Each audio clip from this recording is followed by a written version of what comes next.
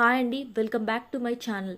ఇడ్లీ అయితే ఎప్పుడు ఒకేలా కాకుండా ఇలా పెసరపప్పుతో ట్రై చేయండి. చాలా హెల్దీగా, చాలా ఈజీగా, చాలా టేస్టీగా ఉంటుందండి.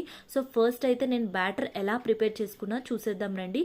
సో నేను ఇక్కడ 1 కప్ పెసరపప్పు తీసుకున్నాను. ఓన్లీ పెసరపప్పు అండి, ఎల్లో కలర్ది. అదైతే 2 అవర్స్ అయితే సోక్ చేసి మిక్సీ వేసి ఓవర్ నైట్ అయితే ఫెర్మెంట్ చేశానండి. సో నెక్స్ట్ డే మార్నింగ్ చూడండి ఎంత బాగా పులిసిపోయిందో.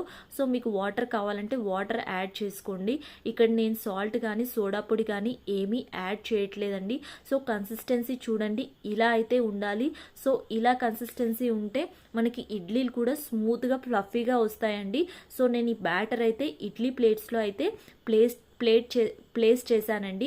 సో ఇదైతే మన ఇడ్లీ కుక్కర్ పెట్టుకొని మనం నార్మల్గా ఇడ్లీ ఎలా కుక్ చేస్తామో అలానే కుక్ చేయాలండి. ఫస్ట్ అయితే నేను వాటర్ యాడ్ చేశాను. సో 1 గ్లాస్ వాటర్ యాడ్ చేసి ఈ ఇడ్లీ ప్లేట్స్ అయితే దాంట్లో ప్లేస్ చేశానండి. సో నార్మల్గా అయితే నేను ఒక 15 మినిట్స్ లో ఫ్లేమ్లో కుక్ చేస్తానండి. 15 మినిట్స్ తర్వాత ఒక్కసారి అయితే లిడ్ తీసి చూద్దాము ఇవి ఎలా అయ్యాయో.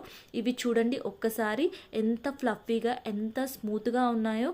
ఇది పిల్లలే కావచ్చండి, పెద్దవాళ్ళు కూడా తినచ్చు. చాలా టేస్టీగా ఉంటాయి. ఇది వేడివేడిగా తిన్నప్పుడు అయితే చాలా బాగుంటాయి. సో ఇవి చూడండి ఒక్కసారి మీరు ఎంత స్మూత్గా అనిపిస్తున్నాయో. సో నేను ఇవైతే మా పాపకి 10th మంత్ నుండి పెట్టేదాన్నండి. చాలా స్మూత్గా ఉంటాయి.